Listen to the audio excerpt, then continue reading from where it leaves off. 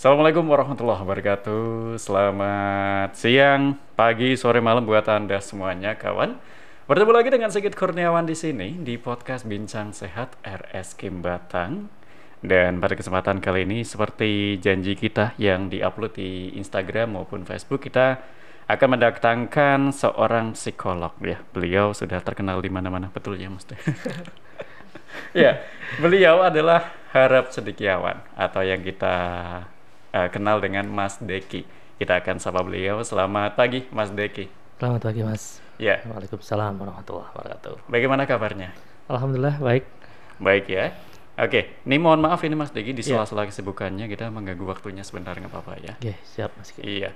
Dan kita sebelum berbincang mengenai kesehatan mental ini Mas Deki, saya ingin flashback dulu ke belakang. Ini ada berita yang berkaitannya dengan kesehatan mental adalah salah satunya bunuh diri, Mas Deki. Ya, saya mengutip dari berita dari suarajatim.com pada tahun 2021 kemarin, kasus bunuh diri di Indonesia itu ada 700 orang. Ya. Ini kita bisa melihat bahwa betapa menyeramkannya gangguan atau masalah kesehatan mental. Nah, kita akan membahas mengenai pencegahannya, tipsnya dan lain sebagainya biar kita setidaknya walaupun setidaknya bisa mencegah seperti itu tentang masalah gangguan kesehatan mental ini. Nah, Mas Deki ini adalah bukan dokter ya, psikolog. Psikolog, iya. Sebelum kita membahas ke kesehatan mental, kita akan membahas tentang psikolognya dulu. Ini psikologinya. Ini seperti apa, Mas Deki? Terima kasih untuk waktunya pada kesempatan kali ini. Yang ini saya sampaikan bahwa psikologi itu adalah ilmu yang mempelajari tentang perilaku manusia yang merupakan manifestasi dari yang namanya jiwa ataupun perilaku seseorang. Jadi kalau kita berbicara tentang psikologi, kita akan berbicara tentang perilaku seseorang tersebut. Kemudian kita akan berbicara tentang perasaan. Itu adalah ranah-ranah yang terkait dengan masalah psikologi, seperti itu. Sebenarnya psikologi sendiri itu memang ada berbagai bidang ya. Ada yang di bidang industri, kemudian ada yang di bidang klinis, seperti kalau saya di rumah sakit Kim ini kan saya menjadi psikolog klinis. Ya, ada juga psikologi di bidang sosial dan yang lain-lain. Tetapi kalau ranahnya tadi disampaikan banyaknya kecenderungan bunuh diri terhadap pemberitaan yang terjadi di masyarakat kita, itu sudah masuk ke ranah psikologi klinis seperti itu. Ini psikologi berarti sebuah analisa atau menganalisa perilaku atau perasaan manusia. Iya. Ini perilaku atau perasaan yang mungkin contohnya seperti apa? Marah, emosi, atau gimana, Mas Deki? Jadi kalau yang tadi disampaikan bahwa perilaku ataupun perasaan yang merupakan manifestasi dari kejiwaan seseorang. Kalau kita lihat contoh, seumpama anak-anak kita, kok kita lihat sering murung, berarti kan emosinya itu kan mungkin ada pada sisi emosi negatif. Karena selama ini yang sering kita pahami bahwa yang namanya emosi itu adalah marah. Ya. Padahal yang namanya emosi ketika kita tertawa, kemudian kita bahagia, itu adalah emosi. Orang yang mampu menempatkan pada sebuah situasi yang tepat, kondisi yang tepat, waktu yang tepat hanya dimiliki oleh orang yang memiliki kestabilan emosi yang baik. Contoh kalau seumpama kita taksiah nih, kita ke rumah duka, kemudian emosi kita senyum-senyum. Nah, ini kan akan menjadikan kurang etis karena kita tidak bisa menghargai emosi oleh orang lain. Makanya hal-hal ini yang perlu kita pahami bahwa psikologi ini lebih mempelajari, kalau istilahnya kalau kami itu banyak pasien yang berkaitan dengan masalah perasaan perilaku yang merupakan manifestasi dari jiwa orang tersebut. Seperti itu. Kalau masalah psikologi berarti dari lahir sampai tua nanti berarti semuanya sudah masuk ke psikologi. Iya. Karena kan ada yang namanya aspek tumbuh kembang juga kan. Kalau pertumbuhan bukan artinya bukan menjadi sesuatu yang identik dengan ranah di kami ya. Tinggi badan, berat badan itu kan mungkin ranah dari teman-teman kesehatan yang lain. Tapi kalau umpamanya anak-anak itu seumpama secara motorik halusnya, secara motorik kasarnya itu ada keterlambatan dan yang lain-lain, ini bisa masuk ke dalam ranah kami, khususnya di aspek perkembangan anak-anak tersebut. Seperti itu. Oke, siap. Nah, kalau perilaku atau perasaan ini berarti tiap umurnya itu beda-beda ya? Pasti. Karena kan ada fase tentunya. Ada, kalau umpamanya disampaikan bahwa ada fase oral ya. Fase oral itu kan dimana anak-anak usia 0 sampai 2 tahun. Orientasi mereka kan pada mulut. Nah, itu adalah gambarannya. Otomatis ketika kita sebagai orang tua nggak mungkin dong memberikan kelereng kepada anak usia 1 tahun. Kemudian anak kita nangis nih mamanya. Kemudian peran kita ingin menenangkan, kemudian dikasih bola kecil atau kelereng, ya, akibatnya fatal. Ya? Karena apa? Fase dia kan di mulut. Otomatis nanti kan akan ditelan. Ketelan. Itu gambarannya seperti itu. Oke, itu dia mengalami psikologi. Tiap orang berbeda-beda, tergantung dari umur dan juga dan lainnya. Nah, ini kita mulai berbicara ke kesehatan mental. Apakah ada kaitannya dengan psikologi manusia? Ada, karena kan yang dinamakan kesehatan mental itu kan kondisi seseorang yang mengalami kebahagiaan dalam sehari-hari, sehingga kita mampu berinteraksi dan bisa membahagiakan diri kita sendiri serta membahagiakan orang lain. Dalam hal ini adalah membahagiakan lawan bicara kita. Ya, itu kita memiliki kesehatan mental yang baik. Contoh kalau sama mama saya di sini kondisi kesehatan mental saya tidak baik, mungkin saya nggak akan semangat seperti ini. Contohnya seperti itu.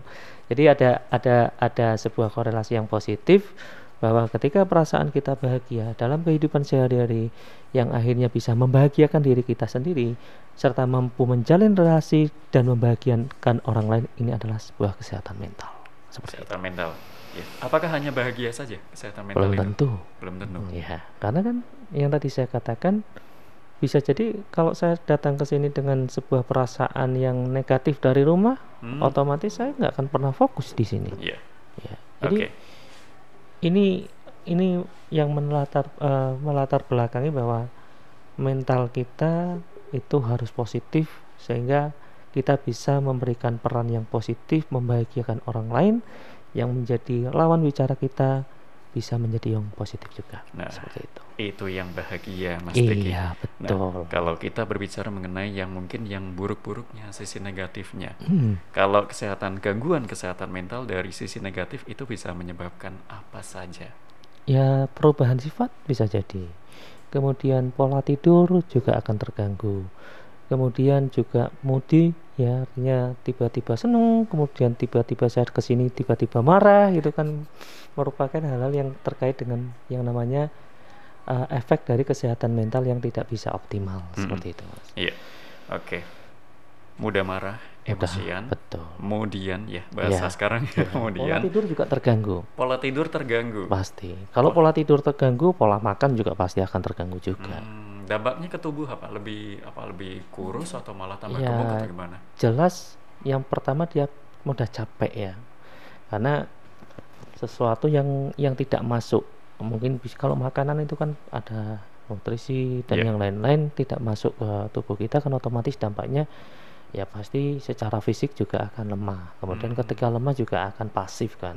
Ketika pasif nggak akan bergerak, akhirnya mungkin suka melamun. Nah, ketika sudah melamun kan semuanya akan apa ya? Sesuatu yang akan dibangun itu akan jauh lebih susah. Oke, nggak beraturan ya. Nggak beraturan. Iya, dari pola makan, pola tidur dan lain sebagainya. Nah, kalau tadi saya sempat singgung masalah bunuh diri, ini termasuk gangguan kesehatan mental juga nggak, Mas Tegi? Ya, karena kan manusia dilahirkan itu kan ada yang namanya perilaku emosi. Ya. Ada yang namanya hiperaktif juga kan. Ada yang namanya barangkali mereka juga berperilaku dengan teman sebaya. Ya. Kemudian perilaku mereka untuk berperilaku secara baik dan benar. Ya, kalau diibaratkan lagi, yang namanya sebuah permasalahan itu kan kadang-kadang kan harus kita bisa telusuri pada 4 aspek sebenarnya. Yang pertama, permasalahan itu apakah muncul dari keluarga. Yang kedua adalah permasalahan itu apakah muncul dari lingkungan sekolahnya. Yang ketiga, apakah permasalahan itu muncul dari lingkungannya. Dan yang keempat adalah tentang sebuah konsep dirinya. Ya. Kalau kita telusur lagi, bunuh diri mungkin kejadian-kejadian yang seperti sekarang, apalagi saya kebetulan ikut pendampingan karena dipercaya di Kabupaten Pekalongan untuk pendampingan perempuan dan anak. Ya memang kesehatan, banyak terjadinya kasus-kasus itu yang muncul dari kesehatan mental mereka yang tidak optimal secara tumbuh. Trauma ya? Salah trauma, bisa depresi dan yang lain-lain. Dan itu kalau memang tidak ditangani baik, karena kan yang namanya depresi, trauma, kalau nanti sudah muncul hal-hal yang seperti halusinasi, waham dan yang lain-lain kan tidak hanya psikolog saja, tetapi harus sudah menjadi kerjasama dengan bidang kesehatan yang lain. Contoh umpamanya ke psikiater, karena kan yang bisa memberikan obat kan psikiater. Gitu. Iya, psikolog kan nggak bisa memberikan obat, hanya memberikan terapi perilaku kan. Harus masuk ke psikiater juga kan. Iya. Ya, kalau kita mengalami masalah gangguan mental, kita ingin curhat atau dan lain sebagainya, itu harus ke psikolog dulu, ke psikiater dulu, atau psikolog psikiater ini dua hal yang sama atau berbeda, Mas Teki? Berbeda.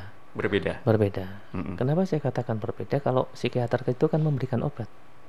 Yang tadi ya. Iya, kalau psikolog kan tidak.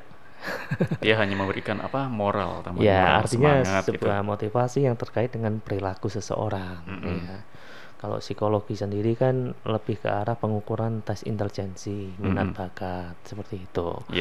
Kemudian ya konseling. Nah, tapi kalau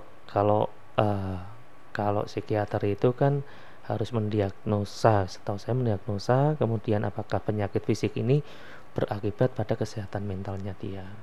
Sehingga kalau saya pun menemui orang masuk ke konseling kami, ke klinik kami, kemudian kok dia sudah mengalami halusinasi ataupun waham, contoh halusinasi, tiba-tiba kok dia melihat sesuatu ya di belakang saya ada wanita cantik, semua dia menyampaikan itu, kemudian sering mendengar suara-suara. Kalau saya sih pasti menyampaikan kepada pihak keluarga untuk datang ke psikiater. Harus. Itu bukan berarti indigo atau gimana ya, melihat sesuatu atau ya itu kan kalau dalam bahasa kita bisa seperti itu atau bisa menjadi halusinasi. Halusinasi. Iya betul. Berarti datangnya ke psikolog dulu baru ke psikiater atau langsung ke psikiater? Tergantung. Ya, kalau saya juga sudah banyak menjalin kerjasama dengan teman-teman dari psikiater. Kalau untuk pengukuran mamanya kapasitas kecerdasan seseorang nih, ya biasanya dari psikiater juga memberikan rujukan kepada kami untuk mengetahui kapasitas intelektualnya berapa, seperti itu. Ya sama ketika kita sudah muncul yang tadi saya sampaikan, kemudian dan itu sudah berulang-ulang, kemudian kita komunikasikan dengan pihak keluarga, kan ada yang namanya wawancara itu auto dan alo anamnesa kan. Jadi terhadap pasiennya dan keluarganya. Ketika disinkronkan ternyata sudah seperti itu, ya kita pun juga harus memberikan rujukan untuk kesehatan mentalnya dia. Seperti itu. Iya. Kalau ini berkaitan misal kita curhat ke psikolog, itu keluarga perlu tahu nggak sih, Mas Teki? Tergantungnya gini, kan kadang-kadang ada yang namanya orang mau cerita kalau tidak ada orang lain. Ya, dia keluar ceritanya bla bla bla bla bla, kemudian kita menyampaikan kepada keluarga poin-poin tertentu. Atau juga ketika dia sharing ataupun konsultasi, kemudian harus melibatkan keluarga, kita ambil atau kita dudukkan bareng untuk pertemuan berikutnya. Ini adalah gambaran yang namanya terapi keluarga. Tapi kalau anak-anak, umumnya anak usia 3 tahun kan tidak bisa sendiri. Berarti didampingi oleh orang tuanya. Artinya yang konseling adalah orang tuanya seperti Oke. itu. Ya, jadi mungkin perlu pendampingan dari keluarga atau Betul. disebutnya mediasi seperti Betul. itu. Mm-mm. Makanya yang tadi saya katakan, ketika kita mengetahui 4 aspek tadi, kalau seumpama anak kita merasa bahwa di rumah kok, yang tadi saya katakan kan perilakunya berubah ya. Iya. Nah, contoh, seumpama tiba-tiba dia itu sering tersenyum namanya, kemudian ngobrol banyak, kemudian sering memberi, tiba-tiba perilakunya ekstrim nih. Nah, Oke. ekstrim, tiba-tiba dia kok diam, mengurung diri di kamar, kemudian kalau ditanya marah, kemudian dia tidak melakukan kontak apapun Iya. dengan pihak keluarga, ekstrim lah ya. Itu juga bisa menjadi catatan kita, observasi kita, menjadi salah satu indikator bahwa anak tersebut masih mengalami masalah. Oke. Ya, karena kan perilakunya kan ekstrim. Ya. Perubahan perilaku itu kan salah satu indikator kan. Hmm. Termasuk pola tidur. Ya, pola tidurnya yang biasanya tadinya tertib, Mm-mm. kemudian kok nggak pernah tidur, sering terjaga, barangkali sering teriak ketika tidur umpamanya. Itu juga menjadi salah satu indikasi. Oke. Ya. Kalau misal sudah ekstrim seperti itu, proses pemulihannya lama atau gimana, Mas Dik? Ya, artinya kalau saya sih lebih memberikan sebuah gambaran, kita melihatnya dari fase perkembangan ya. Oke. Ya, karena kalau fase perkembangan itu, contoh kalau kita dihadapkan pada fase puber, anak-anak kita pada fase puber, kecenderungan itu kan kadang-kadang anak-anak sekarang itu dengan adanya teknologi yang luar biasa, kita kan nggak bisa membatasi teknologi kan. Iya. Ya. Ketika kita tidak bisa membatasi teknologi, kita sebenarnya masih bisa melihat fase perkembangan itu. Oke. Contoh kalau mamanya fase puber, anak pencarian identitas, kemudian kita tidak menempatkan, orang tua tidak menempatkan diri sebagai sahabat ataupun teman, tetapi memperlakukan orang tua sebagai orang tua, yang terjadi apa? Pasti benturan. Iya kan? Iya, iya. Kan yang namanya ciri khas dari fase puber itu kan lebih percaya dengan teman. Mm-mm. Karena kita pun pernah merasakan fase puber. Iya, pernah. Iya. Waktu muda dulu. Iya. Artinya ketika fase itu terjadi, ya itu harus kita kadang-kadang harus nurunkan ego kita. Mm-mm. Ya, sehingga yang terjadi yang namanya sebuah komunikasi yang efektif. Oke. Ya. Kalau kecuali anak-anak kita itu masih batasannya masih anak-anak, itu kan masih bisa kita kendalikan ya. Iya. Tapi ketika sudah memasuki fase dewasa, diajak yang namanya berlatih tanggung jawab.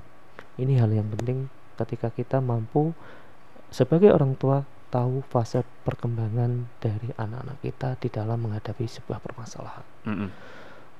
Karena belum tentu Iya. ketika seseorang, anak-anak kita merasa kita itu bahwa dia bermasalah, kemudian disuruh ke psikolog, belum tentu mau. Oke. Tanpa sebuah kesadaran, sehingga yang terjadi apa? Malah benturan.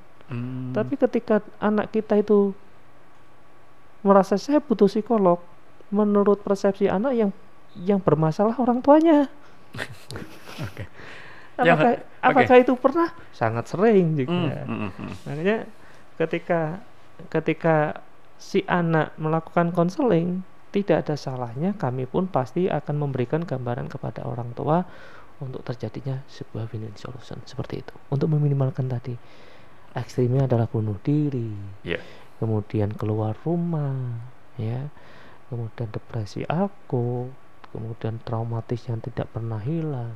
Itu kan harus kita lakukan dengan cara apa? Observasi tadi. Observasi. Iya, perubahan perilaku, ya kan? Kemudian perubahan pola tidur, kemudian perubahan makan, pola makan. Itu hal-hal yang sebenarnya sederhana, tetapi kita cukup mampu untuk bisa mengetahui apakah anak-anak kita itu masih memiliki kesehatan mental yang positif atau perlu adanya pendampingan. Seperti itu, Mas. Oke. Ya, pendampingan kita sebagai orang tua, misal kalau anak tidak mau ke psikolog, kita sebagai orang tua harus bagaimana? Apa mungkin ngajak jalan-jalan atau gimana, atau hiburan atau gimana, seperti itu, Mas Deki? Ya, kalau saya sih melihat tingkat dari permasalahan yang ada. Karena ketika anak itu sudah kecentok, ya artinya sudah sudah marah, benar-benar marah, Mm-mm. mau ajak jalan-jalan gimana, mau ajak bicara aja udah nggak mau. Oke. Ya Oke. kan, makanya kalau kalau saya sih seringnya kepada teman-teman ataupun yang datang ke layanan psikologi, ketika orang itu, anak itu tidak mau ke psikolog Mm-mm. dengan kondisi kayak gitu, salah satu yang bisa kita lakukan adalah mencari figur Figur. yang bagi dia Mm-mm. masih dihormati.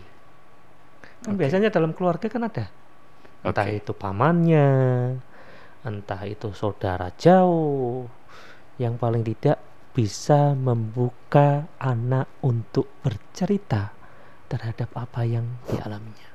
Yang terdekat, orang terdekat dulu Iya, orang didatangkan. Iya, ya artinya kadang-kadang kan dalam keluarga itu kan ketika anak dengan keluarga ini Mm-mm. sudah agak jauh, pasti kan memiliki figur dalam keluarga besar kan. Iya. Entah itu sama Pak D-nya, entah itu sama pamannya, entah itu sama sepupunya. Mm-mm. Ya itu mungkin gambarannya yang bisa Gambarnya dilakukan seperti itu ya. untuk membuka awal sebuah komunikasi. Karena Oke. kalau umpamanya tiba-tiba harus ke psikolog, belum tentu mau. Nggak mau. Saya datang ke sana, opa datang ke sini, ya belum tentu juga mau. Nah kan, ya namanya datang ke psikologi itu kan butuh sebuah kesadaran Mm-mm. Ya. seperti itu. Oke, jadi memang perlu mendatangkan kalau misal di keluarga kan mungkin satu rumah ya, ketemu terus tapi sama pamannya atau sama sepupunya itu Ya, nggak pernah ketemu tapi ada dekat gitu. betul. Datangkanlah Ya, orang terdekat tersebut. artinya ada figur yang bisa menjembatani. Oke. Iya, Ya bisa membuka kasus ini kenapa kok bisa iya, terjadi kayak gini seperti ya. itu. Oke, Mas Deki. Gejala atau tanda-tanda kemungkinan kita mengalami masalah kesehatan mental itu apa saja? Ya, yang pertama yang tadi saya katakan, ketika gejala itu dari sisi aspek emosional ya, yang tadinya mungkin kita bahagia menjadi tidak bahagia, mudah marah, Mm-mm. kemudian suka nangis, baratnya seperti itu. Kalau gejala dari sisi perilaku, umpamanya yang tadinya kita aktif, umpamanya dalam sebuah organisasi, kemudian tiba-tiba kita diam, mengurung diri di kamar, kemudian yang tadinya kita biasa komunikasi dengan orang, kemudian kita sama sekali tidak pernah komunikasi dengan orang. Ada juga yang harus kita pahami adalah gejala dengan teman sebaya, yang tadinya banyak teman, kemudian tiba-tiba merasa dirinya sendirian, tidak merasa memiliki teman, atau juga merasa punya teman itu hanya itu saja, Yeah. merasa diasingkan. Jadi ada beberapa gejala yang harus kita pahami, baik dari gejala emosi, gejala perilaku, gejala dari teman sebaya, ataupun gejala hiperaktifnya yang tadi saya katakan juga, yang tadinya aktif banget, dia suka membantu nih aktivitas gerak, nah kemudian tiba-tiba dia malas Males. tanpa alasan yang jelas. Iya. Jadi empat gejala ini harus kita lihat. Dan yang ingin saya tekankan, jangan mudah untuk menjudge bahwa dia stres. Wah, umpamanya seperti itu. Malah tambah marah ya. Ya, bisa jadi dia seperti itu karena perilaku kita sebagai orang tua. Contoh yang paling mudah kan, kalau umpamanya perilaku kita sebagai orang tua, ketika pola asuhnya itu tidak sama. Kita sebagai ayah, boleh kamu main sampai jam 10, ibunya tidak boleh, anak kan bingung. Contohnya seperti itu. Ya. Banyak stigma masyarakat, Mas Deki. Ya. Ini ketika kita punya masalah, sakit hati, tekanan kerja dan lain sebagainya, ketika kita mau curhat mungkin datang ke psikolog ataupun ya lewat ke teman kita lah. Banyak masyarakat ini sering kalau kita datang ke psikolog menganggapnya lebay karena kita curhat ke psikolog dan lain sebagainya. Nah, kita sebagai yang ingin curhat ke teman atau ke psikolog itu, kita harus menanggapinya bagaimana terhadap stigma masyarakat tersebut. Bukan hanya lebay ataupun tapi dianggap juga orang gila. Iya. Oke. Iya kan? Ya bisa masuk. Ya, stigma yang makanya kan psikolog itu kalau di sini kan belum laku kan seperti itu. Karena ya memang masih seperti itu kondisinya. Tetapi kami dari teman-teman psikolog tetap berkeyakinan pada akhirnya bahwa profesi psikolog ini sangat dibutuhkan. Oke. dan bukan hanya dibutuhkan, minimal kita mampu memberikan manfaat kepada mereka. Ini kan sudah mulai banyak. Dan permasalahan yang muncul yang harus dibedakan, kadang banyak teman-teman ataupun pasien itu datang ke psikolog itu ketika benar-benar butuh dan hasilnya pengen instan. Oh, cepat itu ya. Cepat. Anakku pengen nangis.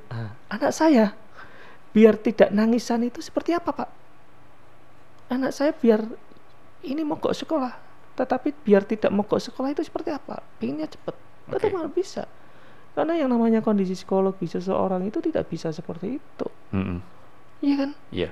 Nah, ini yang harus yang kami dari teman-teman psikolog terus memberikan sebuah edukasi bahwa yang namanya ketika seseorang itu masuk ke psikologi, sebenarnya peran yang paling penting untuk bisa mengoptimalkan menyembuhkan dirinya adalah dirinya sendiri dan dukungan keluarga.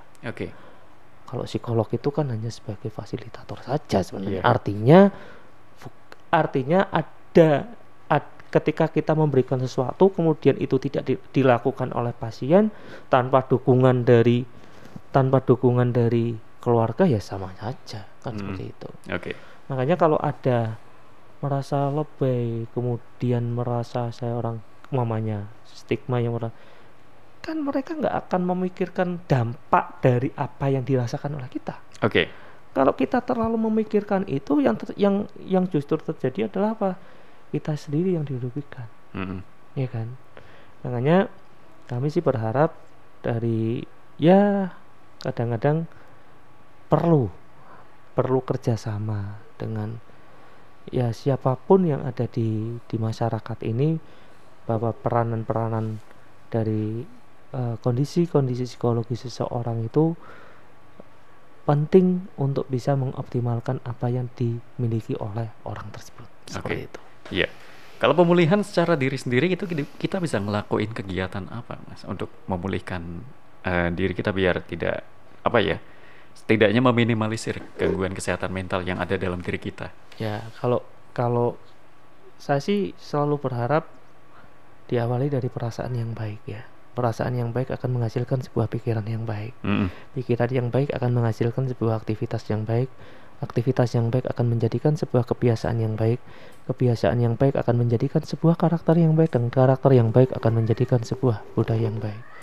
Bayangkan kalau perasaan kita baru bangun tidur sudah perasaan negatif. Nih umpamanya saya mau seperti ini nih. Perasaan dari rumah sudah negatif. Nggak mungkin dong saya bisa komunikasi sama jenengan. Dari sisi wajah mungkin sudah cemberut, sudah ketus dari nada suara, kemudian barangkali ngantuk. Nah, ini dimulai dari sebuah perasaan, dan perasaan itu biasanya dibangun dari ketika kita bangun tidur. Dan bangun tidur harus menjaga pola tidurnya yang baik. Salah satunya kan itu. Makanya kan salah satu indikasi kan pola tidur, ya kan? Kalau pola tidurnya sudah terganggu, pasti juga kesananya juga akan terganggu. Makanya antara kesehatan fisik dan mental itu saling keterkaitan. Kalau anak-anak remaja milenial sekarang ini dari usia berapa ya? 17 sampai 34 40 tahunan itu kan kalau malam itu kadang sering overthinking, berpikiran yang secara berlebihan seperti itu. Itu kan bisa mengganggu pola tidur mereka, Mas Teki. Ya, artinya yang tadi saya katakan, ketika fase remaja kita memberikan sebuah pemahaman, kita mengetahui fase perkembangan anak-anak kita, itu juga akan memberikan dampak yang positif bagi anak-anak kita. Permasalahan yang muncul karena kadang-kadang yaitu tadi, ketika kita dihadapkan pada anak-anak kita sebagai anak-anak remaja, kita berpikirnya dari diri kita, bukan dari anak-anak kita. Ya, contoh seumpama karena saya sebagai arsitek, saya mengharapkan anak saya menjadi arsitek. Karena saya sebagai psikolog, anak saya yang yang tidak memiliki keinginan menjadi psikolog harus menjadi psikolog, seperti itu kan. Anak kan akhirnya melihatnya akan berbeda. Tuntutan kan. Walaupun kita Nah, makanya peran kita sebagai orang tua kan cukup harus tahu bahwa potensi anak-anak kita itu seperti apa. Jadi tidak harus bisa memaksakan. Cuman kalau memang kita masih bisa mengarahkan secara rasional dan kita tahu bahwa anak kita, umpamanya anak saya umpamanya menjadi psikolog itu, saya yakin dia bisa secara komunikasi, dia memiliki dari kecil sudah memiliki empati umpamanya seperti itu, ya itu bisa kita sampaikan. Tapi kalau umpamanya komunikasi barangkali masih sangat terhambat, Yeah. kemudian barangkali kemampuan mendengarkannya kok tidak bisa, kan kita bisa melihat karena umpamanya kompetensi utama sebagai psikolog umpamanya komunikasi, kemudian kemampuan mendengarkan, kan empati kan. Yeah. Tapi kalau kita melihat anak-anak kita kok kemampuan mendengarkannya kok lemah ini umpamanya, dia sudah memiliki cita-cita sendiri dan itu ternyata menurut kita itu kok sesuai dengan bidang yang kita amati, kenapa kita tidak support untuk itu? Oke. Seperti itu. Ya, dengarkan dulu ya keinginan Ya. anak, jangan langsung tuntutan harus jadi ini, Iya. jadi itu, seperti itu. Ya, paling tidak kita bisa mengamati lah, Mm-mm. karena kan kita tahu kemampuan anak-anak kita sejauh mana. Oke. Seperti itu. Ya, baik, itu dia Mas Deki. Untuk kalau misal saya mau konsultasi ke Mas Deki, jadwal polinya. Kalau di jadwal poli di hari Selasa, Kamis, dan Jumat, tetapi nanti bisa on call juga sama Oke. bagian informasi. Oke. Seperti itu. Iya, itu dia ya. Terima kasih Mas Deki Oke, atas sama-sama. informasinya. Namun, ini belum selesai Mas Oh, Deki. belum selesai. Masih ada beberapa pertanyaan Iya. ini dari beberapa Instagram ya, pengguna Instagram dan juga Facebook. Untuk yang pertama ini Mas Deki dari Yulian Andrianto.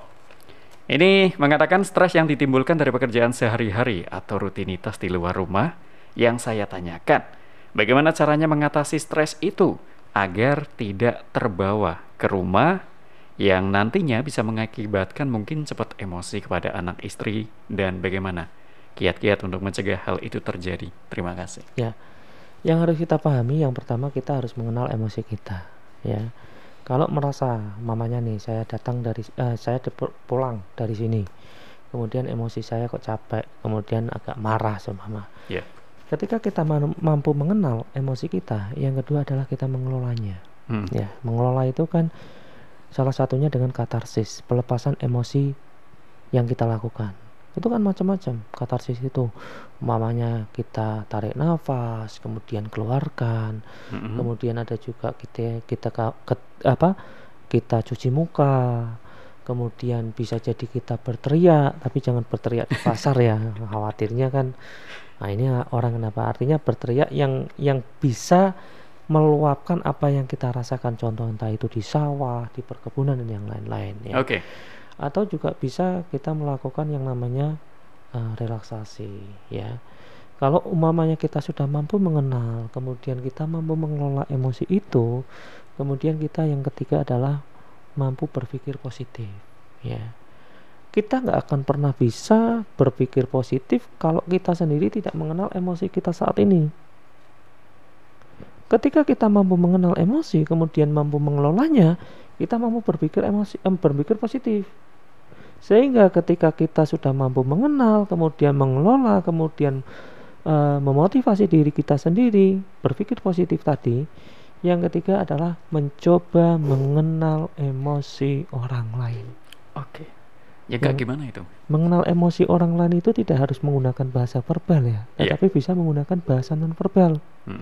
Raut muka. Oh, oke. Iya kan? Iya, iya. Kalau mamanya saya komunikasi sama jenengan masih capek dan yang lain-lain, nggak mungkin dong saya akan bertanya terus-terusan umpamanya seperti itu. Kok kamu wajahnya seperti ini umpamanya. Artinya kita mampu mengenal emosi orang lain. Dan ketika kita mampu mengenal emosi orang lain ataupun mengenal anak-anak kita, emosi anak-anak kita, yang terakhir adalah kita bisa berinteraksi secara positif dengan lawan bicara kita. Oke. Kan yang sering terjadi adalah ketika kita tidak mampu mengenal, ketika kita tidak mampu mengelola, anak sudah menyambut di rumah, kemudian kita pulang karena capek, kita tidak mampu mengenal, kita tidak mengelola, kita tidak berpikir positif, yang mau menerima kita malah kita marahi karena kita tidak seperti itu. Oke. Ya, Ya. mungkin itu Mas Julian. Iya. Oke, seperti itu ya Mas Yulian Andrianto. Kemudian ada dari Instagram Ngemplok, ini apa ini? Jajanan ya? Ngemplok. Nama akunnya Ngemplok, Ngemplok. Mas Teki. Ini bertanya, apa kita bisa melakukan asesmen sendiri untuk cek tingkat stres kita? Ya, tadi saya katakan, kalau pola tidur kita tidak terganggu, pola makan, aktivitas ya, itu tidak terganggu, itu sebenarnya kita tidak ada masalah. Ya kan? Tapi kalau umpamanya pola makan kita sangat terganggu, pola tidur kita terganggu, kecemasan yang berlebihan, umpamanya aduh ini besok saya ketemu dengan atasan saya harus bagaimana, umpamanya seperti itu, perutnya mules, mengalami psikosomatis dan yang lain-lain, ini bisa menjadi sebuah asesmen kita. Kalau umpamanya asesmen itu, kadang-kadang kan yang sering terjadi ketika sakit perut, ketika asam lambungnya tidak ada masalah, biasanya psikosomatis. Oh gitu. Ya. Nah mungkin kan bisa kita ngasesmen sendiri ya melalui itu tadi, pola makan normal, pola tidur normal, kemudian ketika kita mau ketemu dengan orang mamanya juga tidak ada masalah. Tapi ketika mamanya pola tidur terganggu, kemudian pola makan terganggu, kemudian perilaku kita tanyakan juga dengan orang-orang terdekat apakah perilaku kita terganggu atau tidak, itu kan bisa menjadi salah satu asesmen untuk diri kita sendiri, apakah kita bisa mengelola itu dengan baik atau kita butuh bantuan profesional untuk bisa bekerja sama menangani stres itu. Oke, ya baik seperti itu ya. Kemudian pertanyaan terakhir ini Mas Deki dari pengamat underscore aja, ini namanya kok aneh-aneh ya deh. Ya. Mengucapkan, halo Mas Deki, saya ingin bertanya tentang berbicara dengan benda mati. Nah, ini rada repot ini ya. Masalahnya saya tak terlalu punya teman, jadinya saya agak kesepian. Nah, mulai dari SD sampai sekarang pun saya berbicara dengan benda mati. Lalu orang-orang di sekitar saya menyebut saya memiliki gangguan jiwa karena berbicara dengan benda mati. Lalu apakah faktor kesepian atau tak punya teman kah yang menyebabkan saya suka berbicara dengan benda mati? Terima kasih. Ya, yang tadi saya katakan ya namanya katarsis itu kan bisa melakukan sebuah komunikasi ya. Artinya katarsis itu bisa tulis di kertas. Saya hari ini capek karena banyak pekerjaan yang menumpuk sehingga saya benar-benar capek. Saya belum bisa menguasai keadaan karena saya dituntut oleh pekerjaan oleh atasan saya. Ini kan sebenarnya bagian dari yang namanya sebuah katarsis. Ya. Kemudian ketika benda mati disampaikan, pertanyaan saya apakah itu katarsis atau bukan? Oke. Pelepasan emosi atau bukan? Pelepasan emosi bisa dibilang. Ya, pelepasan emosi. Kalau itu merupakan bagian pelepasan emosi, yang ingin saya tanyakan apakah apa tadi yang penanya itu tadi? Ini berbicara dengan benda mati. Enggak, maksudnya yang tanya siapa? Pengamat aja. Pengamat aja. Apakah sering berpikir negatif dengan orang lain apa tidak? Oh, oke. Ya kan saya harus jelas dong. Kemudian apakah masih bisa berinteraksi sosial dengan orang juga? Kalau umpamanya kok sering suudon nih sama orang, kemudian maaf sama sekali tidak pernah berinteraksi sosial dengan orang, mungkin lebih baik konsultasi entah itu ke psikolog ataupun ke psikiater. Tidak apa-apa. Untuk memastikan bahwa itu bagian dari katarsis kan seperti itu. Ya disampaikan lebih lengkap ya, biar apa lebih jelas permasalahan kasusnya seperti apa, kenapa kok bisa berbicara sama benda mati. Kalau saya sih ketika dia berbicara dengan benda mati, selama dia tidak memiliki suudon mamanya dengan orang lain, kemudian dia masih bisa berinteraksi sosial, mamanya berinteraksi sosial itu mamanya kalau dia beragama Islam ke masjid, kemudian sholat berjamaah, kemudian ngobrol, ya itu bagian dari katarsis mungkin. Tapi kalau mamanya itu sudah tidak bisa dilakukan, barangkali mungkin lebih baik ke rumah sakit ketemu dokter jiwa ataupun ke psikolog seperti itu. Ya, seperti Mas Deki ya, langsung ketemu ya. Oke, baik, terima kasih Mas Deki. Sama-sama Mas. Atas informasi dan waktunya, barangkali ada closing statement singkat saja seperti itu. Kalau saya sih lebih yang saya sampaikan adalah bangun dari perasaan yang baik. Oke. Untuk pikiran yang baik, aktivitas yang baik, kemudian kebiasaan yang baik, karakter yang baik, dan budaya yang baik. Ya, seperti itu. Itu dia Mas Deki atau Harap Cendekiawan ya. Siap. Seorang psikolog yang luar biasa, sudah dikenal di mana-mana. Di mana-mana. Oke, terima kasih Mas Deki. Sama-sama Mas. Kita ketemu lagi lain kali dengan podcast Ya, RS Game berikutnya. Jadi terima kasih untuk para pendengar, pemirsa dan lainnya yang sudah mendengarkan di RS Game ini. Kita ketemu lagi lain kali. Salam sejahtera. Terima kasih Mas Deki. Sama-sama Mas. Wassalamualaikum warahmatullahi wabarakatuh. Waalaikumsalam warahmatullahi wabarakatuh.